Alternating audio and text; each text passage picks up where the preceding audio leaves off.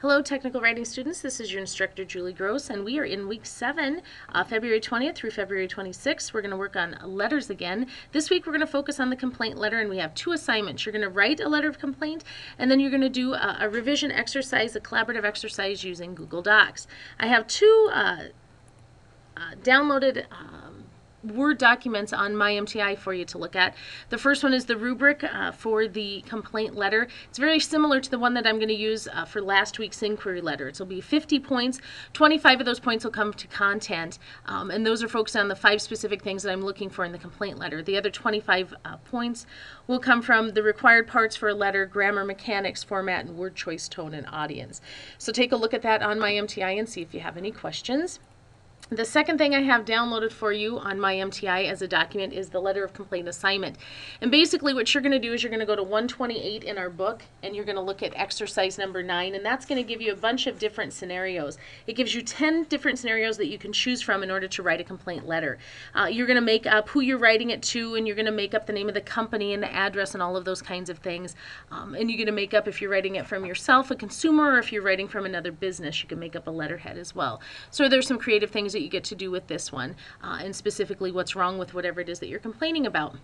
So on the assignment here, it's going to give you the 5 things that you need when you write a complaint letter. This says 5 paragraphs. You can separate each of these into a paragraph, which is probably the easiest and smartest way to do it, although some of the examples in the book don't necessarily have 5 complete paragraphs.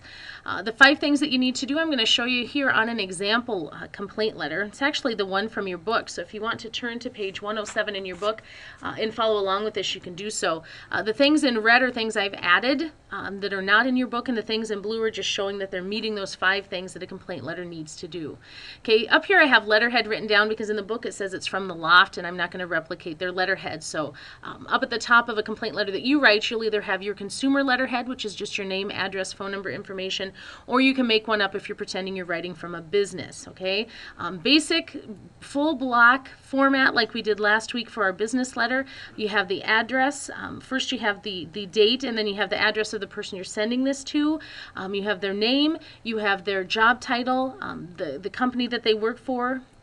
You're going to have their street address, city, state, and zip. Those 5 pieces of information you will definitely need when you write a business letter in the class. You're going to have the greeting or the salutation, dear Mr. or Ms. or Miss, Mrs. So-and-so, and then you'll have a colon here at the end of the salutation.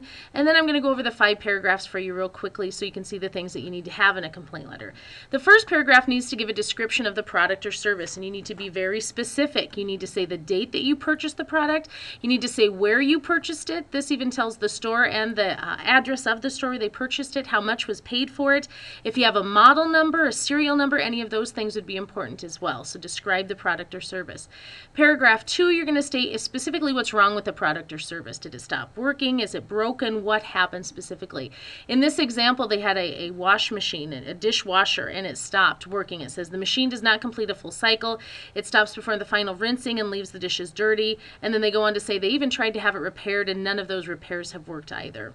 Paragraph 3 is going to go even a step further than what happened or what's wrong with the product or service and say how it inconvenienced you. It says the Loft has been greatly inconvenienced. Our kitchen has been forced to sort, clean, and sanitize utensils, dishes, pots, and pans by hand, resulting in additional overtime. So show them how, because of their product or service failing or being broken or not doing what it was supposed to do, how that hurt you or inconvenienced you as the customer.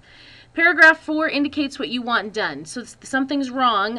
What do you want the company to do about it? Here it says, we want your main office to send another repair crew at once to fix this machine. If your crew is unable to do this, we want a discount worth the amount of the warranty life on this model. So you can ask for your product to be replaced, or you can ask for the money for that, whatever you'd like to do. Here in red, I've also indicated that I've enclosed copies of the purchase receipt and the repair receipts, and that's important to do. Don't include the original ones because you want to keep those, but do include copies as your proof of purchase to the company.